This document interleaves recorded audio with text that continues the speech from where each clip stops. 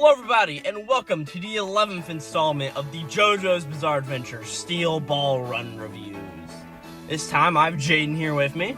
Yeah, we're finally in the home stretch, man. We are. This is the second to last review of... Perhaps you could call it the second to last stage. Ha ha ha, Jaden. That's it. If only there were 9 of these episodes and not like, what, 12? Man, we should have done that. Would have been perfect. Called each one the next stage of the series? Yeah, but it'll take a little while for that to like actually line up and have fun. Oh yeah, it would be very awkward. Okay, we're reviewing 17 3/4 chapters today. And also, so we end off with this one page that has no meaning, and then the next page has no meaning either. It's not an end of a chapter break, it's just a break of something or other. Yeah, so, to be honest, for a long time now, Jaden has been saying that this is where the magnum opus of this series is, right? Yeah. It's here at the end, it's where everything comes together and where everything becomes a 10 out of 10. Does that still stand, Jaden? Yes, I think this shows it perfectly. And when I first read Steel Ball Run, I read the entire final arc in, I believe, one sitting. I believe from the point they got on the love train, or the train, whatever it's called, till the very end of the series, I sat down and read it in like 5 hours. So I think my memory of it is because I read the entire stretch of it. And the entire arc as a whole, I think, is really good. So, debating sort of what we had last time going into this, I think stuff that mostly happened last time, I think that was mostly crap. Okay. I didn't like it too much. Alright. While I do think there were, like, good ideas wrapped up inside of it, it's just, like, the Dio stuff was cool. He got offed. As we learn here, Hot Pants got off at some point. Yeah, Hot Pants died at some point. Yeah, which we never see. And then eventually just careening on to eventually, okay, the Prism Lucy, and as we'll hear in this volume, the Goddess, which is a very interesting thing that gets brought up in here. Yeah. These volumes have a lot of interesting ideas. Yeah, I think so as well. well. I think that's a very big thing. But eventually working towards this. These are good. Yeah. But what happened last time, I wasn't really the biggest fan of. So going into these, I was very reluctant, to be honest, to read them. Because I was like, I didn't think last times were too good. I mean, and these, I don't know if these are going to be good either. Granted, sadly, I did get spoiled on one thing that happened in here a long time ago. I'm sure I can guess what it is. And that happens. That definitely impacts how I view this here. But it is also a different thing in its entirety, that the way it happened wasn't exactly what I was expecting. But I say that we need to get into it before we really go down and break them all through. Yeah, so really last time, the last volumes did a good job of setting up... And those were what, 19 and 20? Yeah, setting up the inevitability of Valentine, just how powerful his ability is. It's nearly impossible to defeat this man. And last time, you were saying something about how D4C's new ability with the Goddess Lucy, it's called Love Train, hadn't got named, and that's what I was about to ask. Is it Love Train? It is. Yeah, because we see that some of the chapters eventually get named D4C Part 17 or whatever, Love Train. The full name ability is Dirty Deeds Done Dirt Cheap Love Train. It's an upgrade to his ability. Yeah, and that's something actually really cool, is we get to see an updated version of his stand here. Yeah. So yeah, it does change somewhat as the chapter progresses. And I take it you don't like this design as much as the original? No, but it's still pretty cool. Yeah, okay. But I'd say that we need to get into this. Yeah. So last time, they found out they needed to make the perfect spin with the horse. Diego's dead, Hot Pants is dead, which happened out of nowhere, I think. Yeah, we don't even see her get off. Yeah, which I don't like that much. And Johnny tries to do the perfect spin, but D4C stops him and cuts his arm off. No, just his hand. His hand, yes. Yes, it's not his entire arm, which I say was really hard to see in the last chapters. But if you didn't end up mentioning that here in those last reviews, I'd be like, why is Johnny's hand just disappearing? And it's only now that I realize that was actually a very good tactic and to stop him from shooting. He's lost half his ammo doing that. Yeah, and of course, we know that he could degrade into Touch Act 1, but it's just not as powerful as 2 or 3, and as we'll see, 4. Yeah. So we start off these with an explanation of gravity. Now, this is a very important concept throughout JoJo's, gravity. And basically... Is it sort of like, not physical gravity, but like the gravity of the situation? Yeah, and also gravity between people. stand users have more gravity, which what draws them together. That's why stand users inevitably fight other stand users. I've heard that before. And I have to say, whenever I first read these opening pages, I laughed my ass off. Okay. Just because this is so random, just to have gravity as a power. It could possibly break dimensional walls, holding us all together. And it's just like, what the fuck? Yeah. This is so stupid. Araki does this a lot. And it's not bad. Don't quote me and say this is bad. It's just so random. You're just like, what? Okay. It's gravity. Yeah. So. But anyways, we pull into Johnny's arm getting cut off. Like, oh crap. Yeah. Well, so gravity's pretty much like you said, the power to draw people together, and it could draw people together so far that dimensions could be crossed. Yeah. Is what it's basically saying. gives a BS reason as to why D4C works. I mean, really. And also how D4C can be defeated. Yeah. We get that hint here while it's never actually named in the rest of the series. Or, I don't know, we still have 2 volumes left, but So anyways, we see Gyro go to throw his balls and fails, and it's just a back and forth of trying to something didn't fight. Actually, never mind. So okay. And then something interesting is that when Valentine, I believe, gets knocked over and sees a mouse running by, but this isn't really brought up later. Yeah, well, sort of what's going on is Valentine is on top of Johnny, getting ready to kill him, right? As this mouse runs by and sort of makes D4C go like, whoa, what's going on? And Valentine ends up getting away. Yeah. And at the same time, the prism light from Lucy is being moved and dragged away, pulling D4C and Valentine with it. So basically, if he wants to stay inside that perfect barrier, he's got to be dragged along with it. So wherever Lucy goes, he goes. Yeah. And he thought that she was on the train, and then it gets revealed that Steven Steele is dragging her away. This is really cool. This is a great moment for Steven, because of course we know that he is heavily wounded. Yeah. But he's being pulled away by Steven, and he's found out like, what the fuck's going on? So he ends up getting out of the perfect prism, and we see that Lucy sort of retaining more of herself as she gets farther away from the president. Yeah. And at that time, he tells Gyro, take Lucy and get out out because here. Gyro's riding up, and he's like, what's going on? Something's obviously happening. So he runs up, and Steven just like, hey, save Lucy, please. It's all I beg of you. And Gyro's just like, the thing is, I can only save one of you, so it has to be Lucy. Steven, you're about to die. I hope you know that. And as Gyro starts to take Lucy and get away, Valentine comes up to Steven and is just like, what the fuck are you doing? Yeah. You just messed up my plans. You did all of this. And he gets ready to kill Steven. He sticks his fingers in him and starts to sort of like gouge out his side. But he's like, I can't do this. I promised Lucy that I wouldn't kill you. And I hold my vows and I hold my promises, which is something else that comes up later. Yeah. And it's a great moment where Valentine's just like, I have to stop. And just leaves Steven to die on the ground. He says, if you're still alive, I'll come back and heal you. And just walks away. So it really goes to show that Valentine has morals that he's sticking to. So that is very important. And another thing is, if you guys remember, Gyro does not allow women on the back of his horse. And look what he did here. And this will be important later. Yes, it will. This is a very defining moment that I didn't realize until I read it later on. No, and that's the sort of thing of reading something in hindsight. Like with Nisekoi, you can really tell how the story progresses and things like that, and how something that happens will lead up to another thing just by reading it. While there, it'd be like, all right, that was a good build-up. You really understand how good of a build-up that was.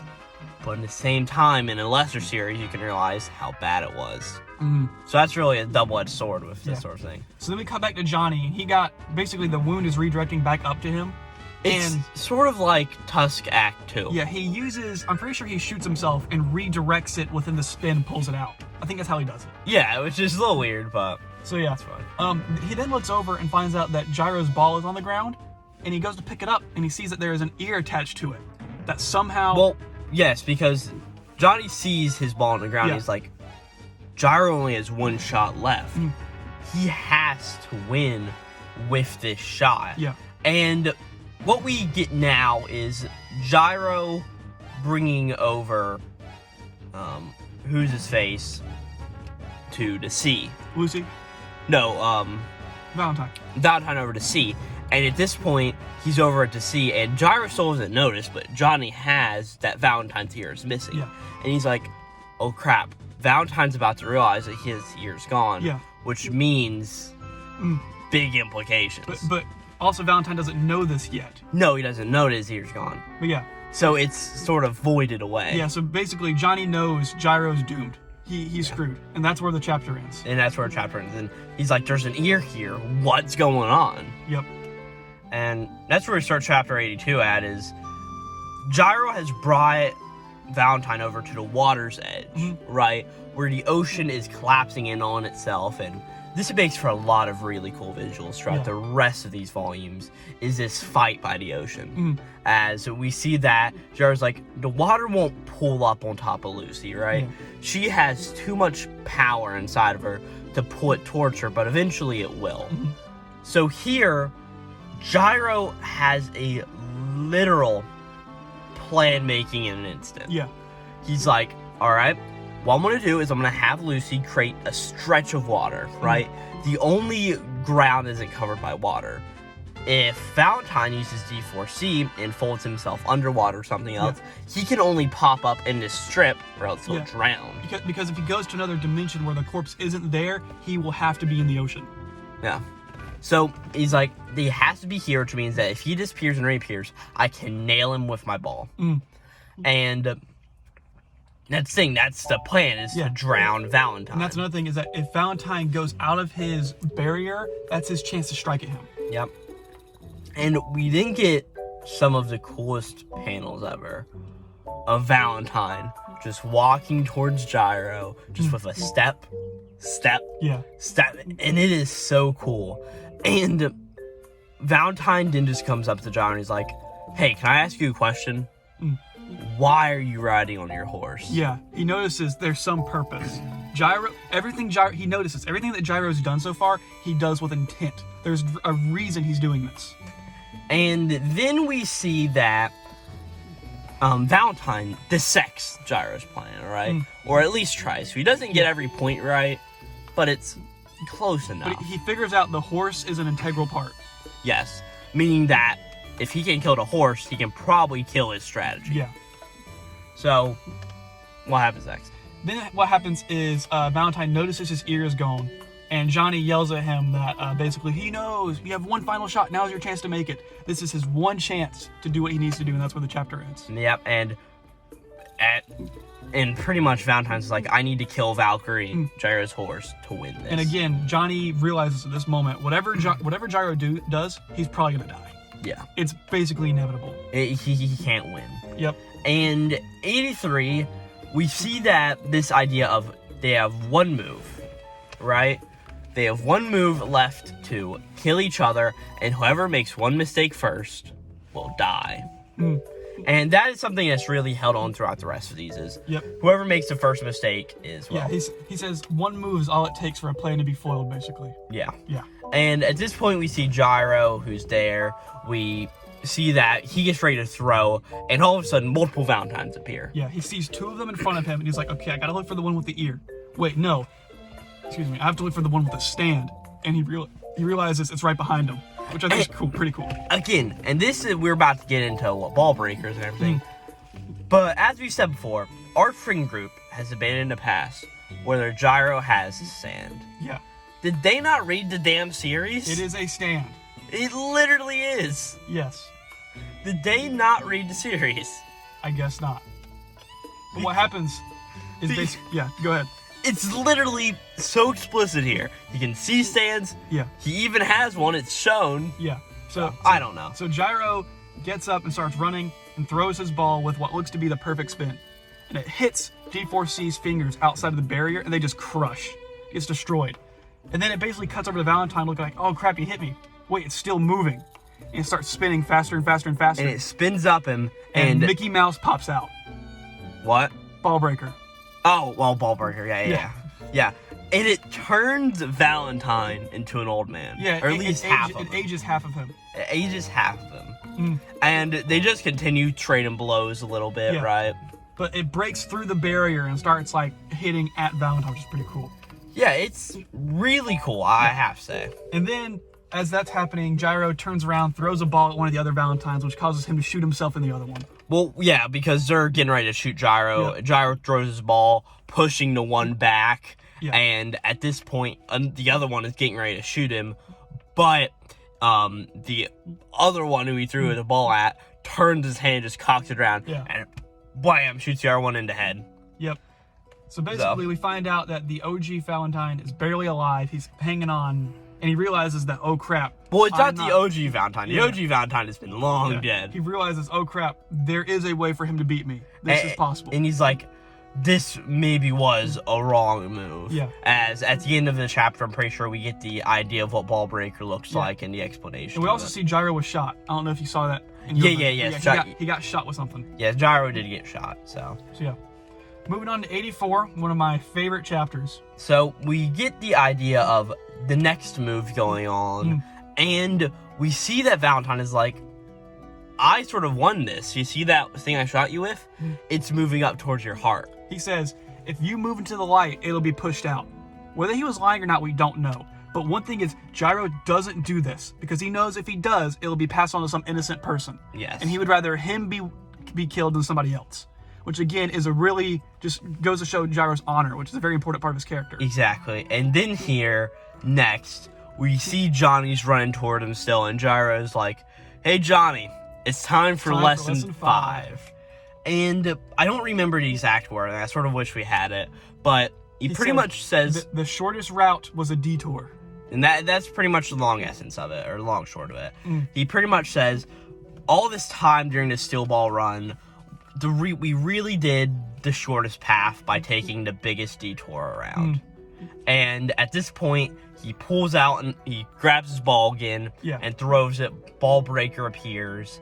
And it hits Valentine, but Valentine sort of rebukes it. Yeah, what I really like is that it literally grabs onto his hair and goes to punch him, basically. Which again, this is a stand. It has a physical manifestation. Yes. You know? That is my solid proof.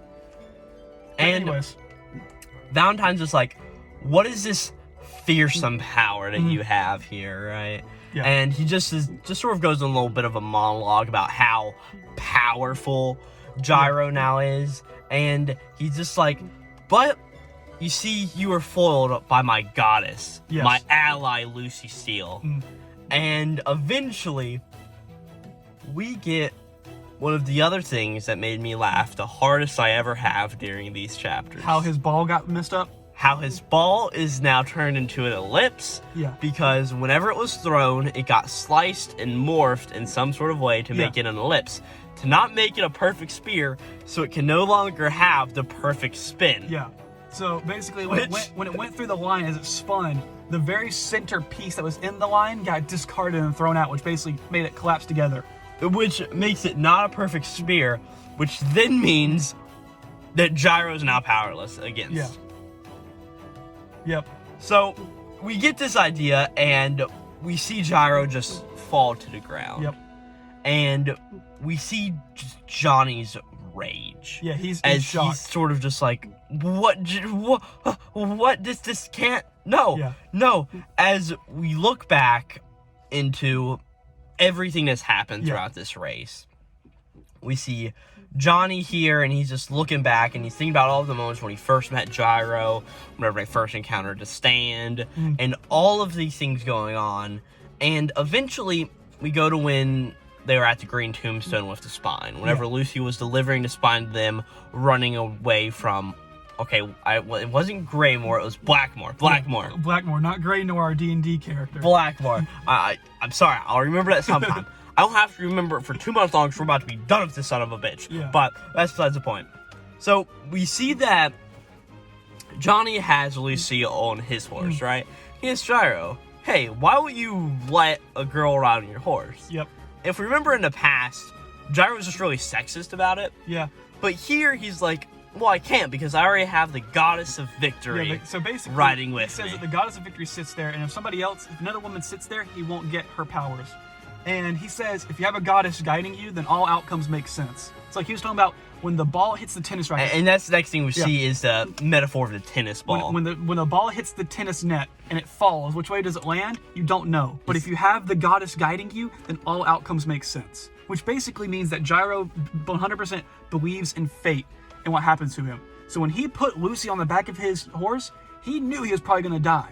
But whatever outcome came out of it... But he trusted it because he trusted Lucy and her power as a goddess. So I think this is a really cool moment for Gyro. This is a really good final moment for Gyro, as I presume. But we're not done with series. Yeah, and of course, as we'll see at the very end of these chapters. So something that's interesting is the Zeppeli fate. And that is, in every single part where there's been a Zeppeli, they die teaching the main character their last thing. That is part 1 and part 2. So when you go into part 7, you know Gyro's gonna die. Interesting. If you've read part 1 and part 2, it's basically guaranteed. Yep, he's a Zeppeli. He's gonna bite the dust at the last moment, teaching Johnny what he needs to. That's a lot of good lore. To be honest, if I wasn't spoiled on this earlier, I knew Gyro was gonna die. I was spoiled on it.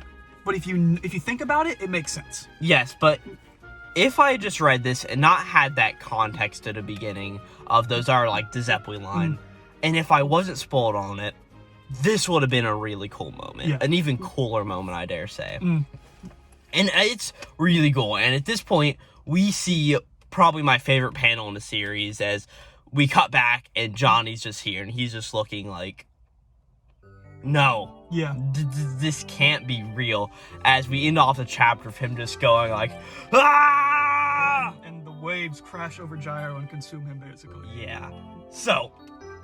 And that's where volume 21 ends. Yes. These were really good. I think that talking about them and dissecting them makes them a bit better. Yeah. But also I do have a few problems with these, right? Okay. Gravity's bullshit. I think we can all agree with that. But it's fine. It's that typical shonen boat bullshit that I've come to expect. Gravity has always been bullshit in JoJo's. Always has. It's always just this BS power they just talk about but never really act upon. And the other thing is, to be honest, Ball Breaker was sort of, as something that I had sort of heard about from you guys, it wasn't as cool as I was expecting. Yeah. I honestly wish it was a bit more of a weird bombastic power.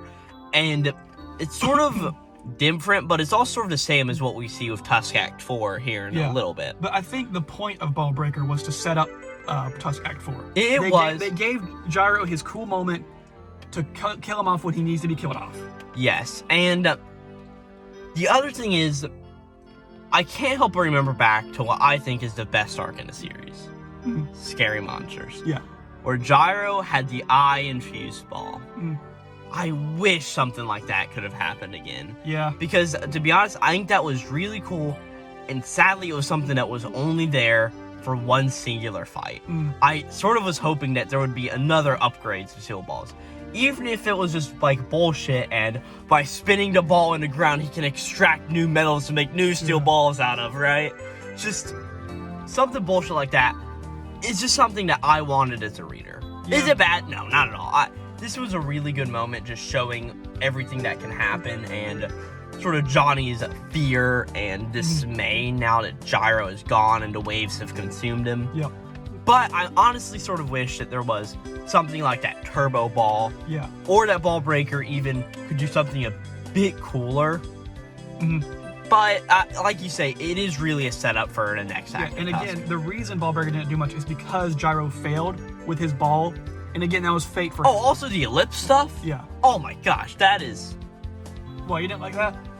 It is so stupid. Yeah. And it's not even like...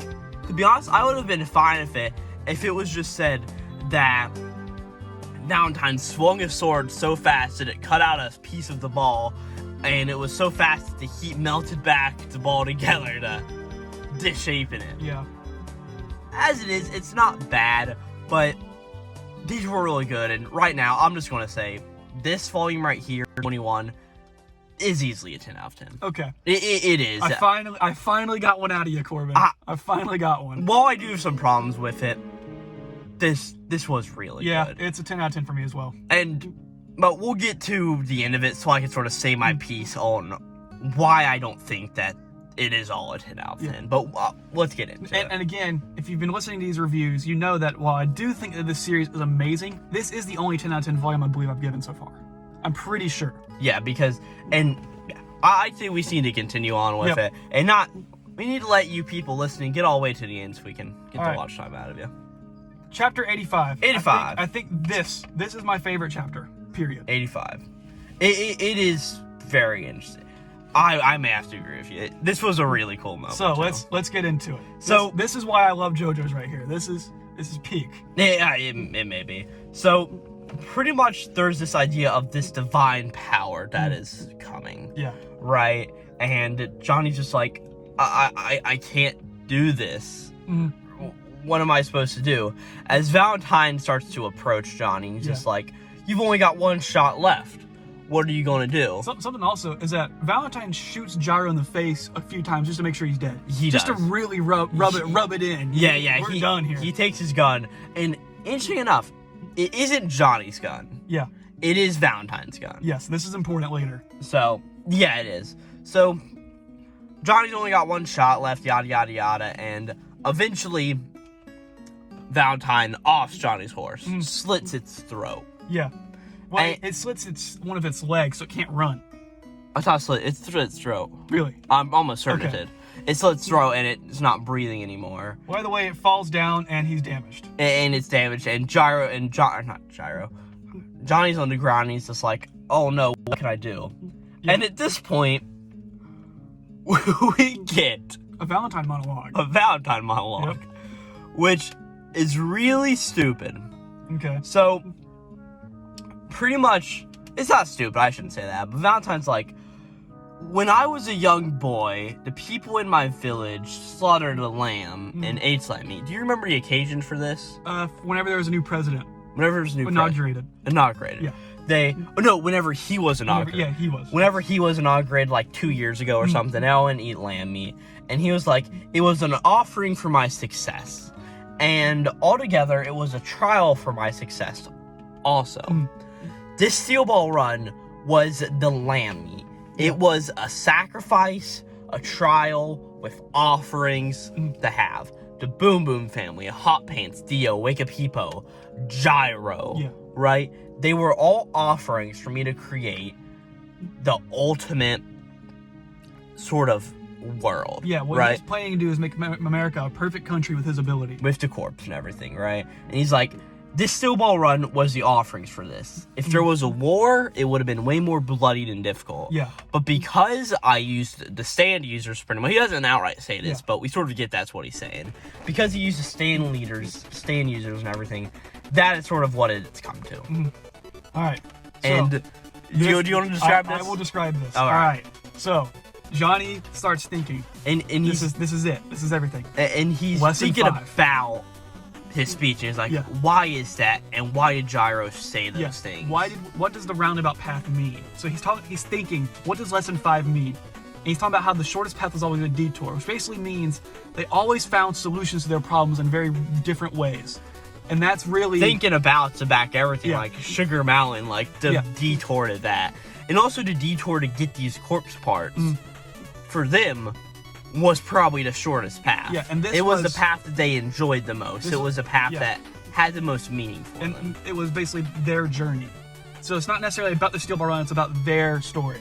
So this is what happens. We noticed earlier that Johnny still has one of Gyro's balls. He still has one. He says, okay, I'll take the roundabout path. He spins it into the horse. And the horse kicks his ass. Because he remembers how the balls made Johnny's legs move. He's like, okay, I can use that on the horse. Kicks him in the air, where he unlocks the golden spin of the horse and gets Tusk Act 4. This is really cool.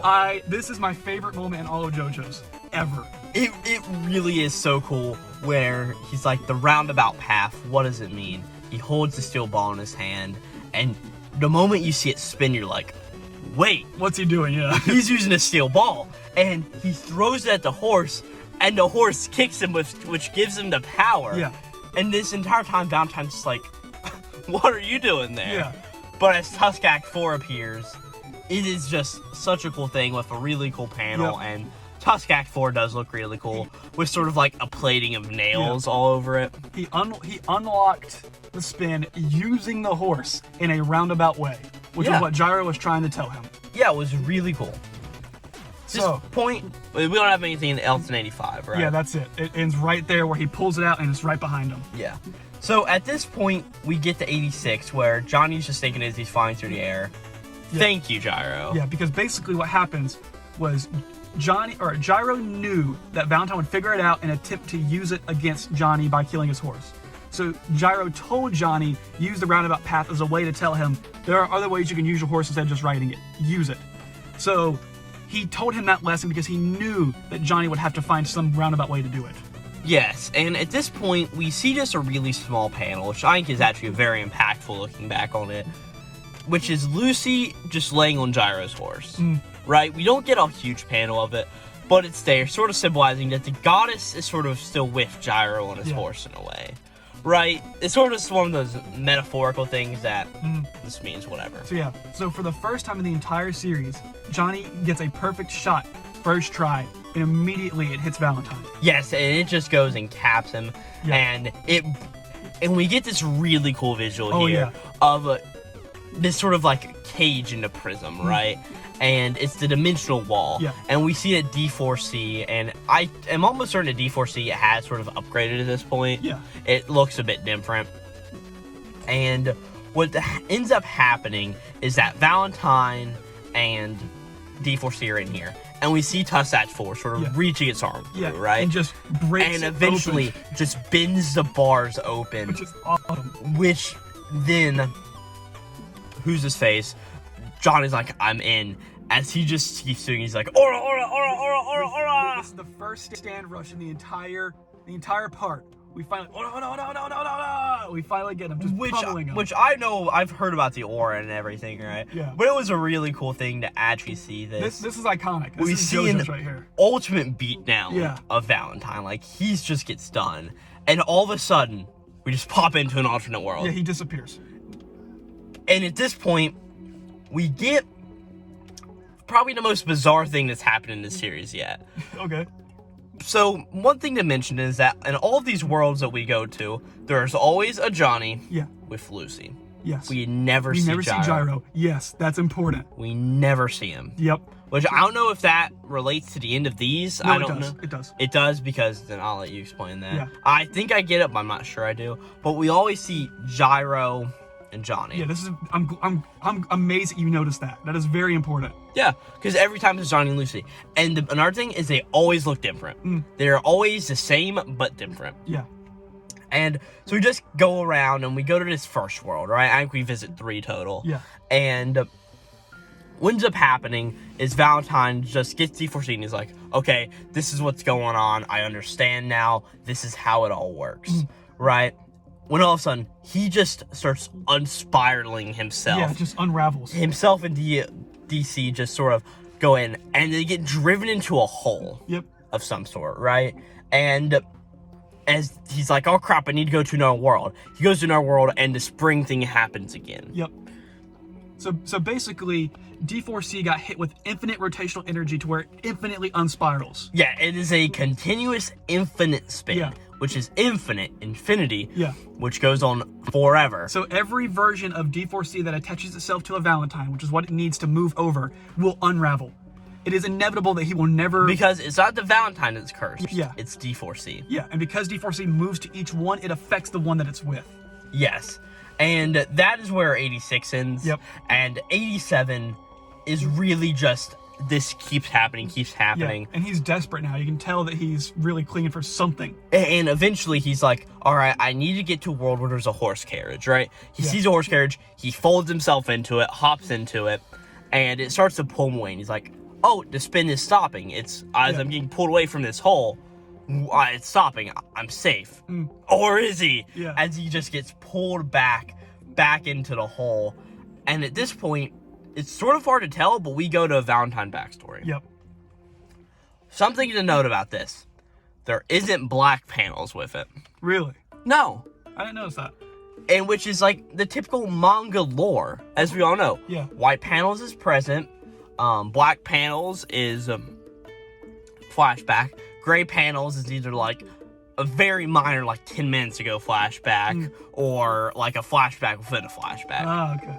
So yeah, we just don't get panels here, but yeah, basically the Valentine family gets visited by a soldier, and he tells them about which Valentine family is Valentine and his mother. Yes.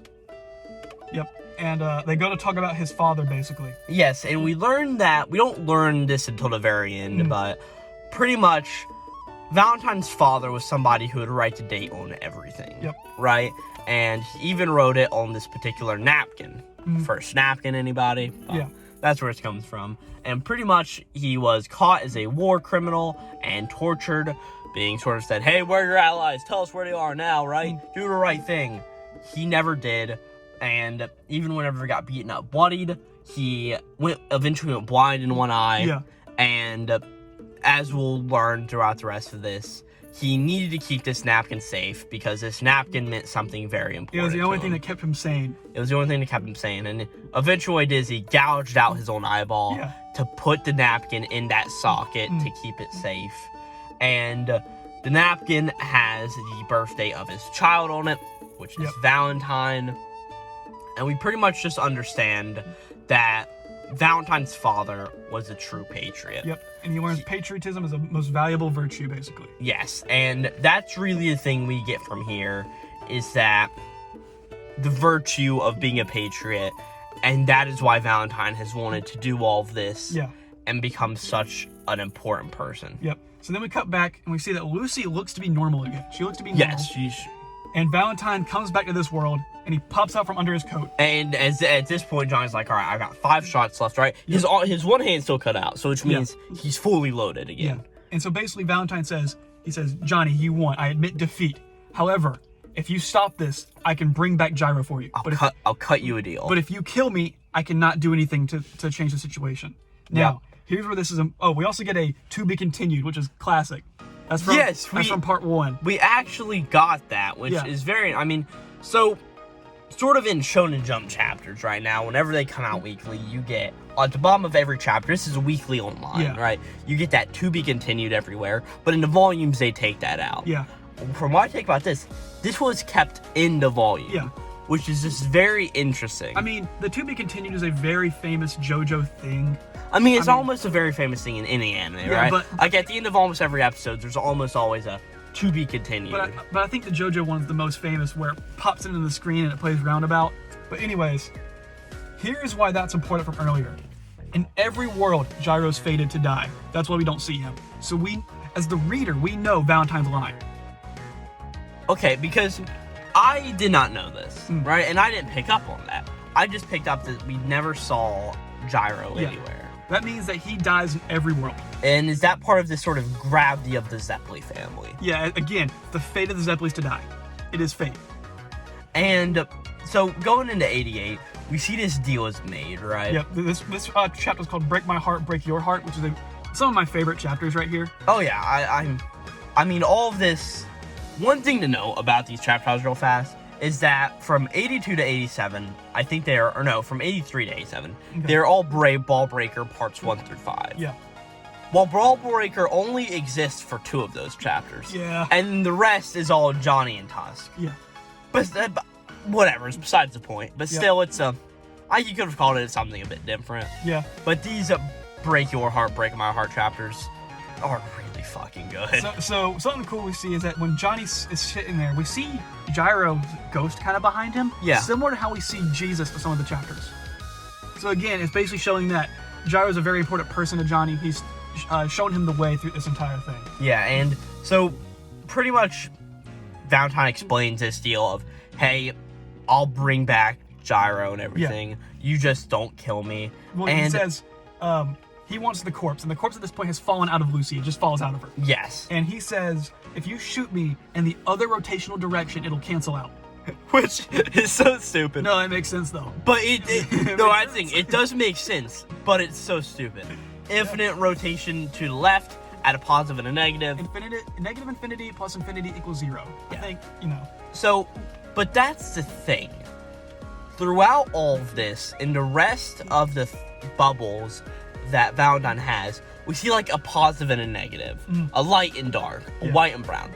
And we see that in almost all of his world bubbles, which is just something very interesting. It's a very interesting artistic choice. Yep. And we get the idea of the patriotism that Valentine has, right? The need that he wanted, why this race happened, why war was a bad option. Yeah. We get all of this throughout it. And we see that basically Johnny says, well, if you bring him back, it'll be a different Gyro. And Valentine says, but it'll still be a Gyro who walks his path and whatnot. Which, as we know, is path to die, but... Yeah, but whatever.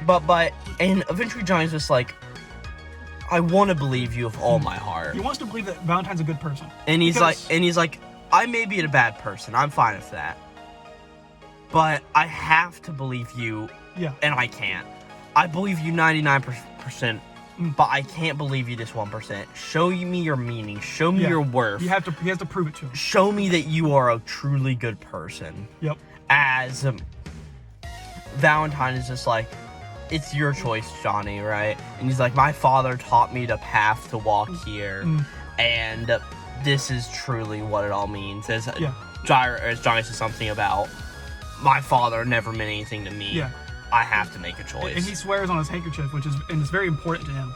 And Johnny realizes, man, this guy's actually like, he's a very stand-up person, even if what he's doing is wrong. Yes. He's righteous. He is true to his word. And he gives him Hot Pants' spray that he got from Alternate World. It says, heal yourself, heal your horse, heal Lucy. And if that doesn't prove it to you, I basically don't know what will.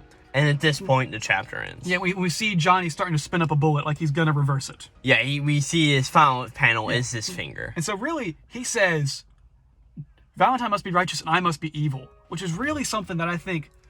So when a lot of people think that Valentine did nothing wrong throughout these chapters, and that he is actually the good guy of Steel Ball Run, and Johnny is just selfish. We just believe him because he's the protagonist, right? Araki was able to convince people that Valentine was actually a good guy. He's not.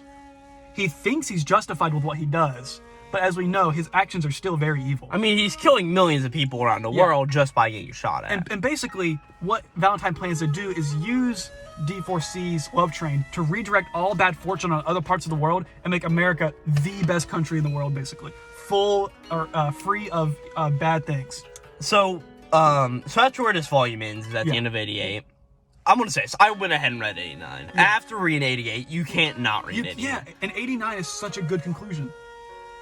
And I read it. I try not to mention anything that happened in there here, so we'll talk about that in the next review. Yep. But this is really good. Yeah. And as I was saying earlier, this volume, I probably may give an R10. Okay. I mean, this was, again, really good.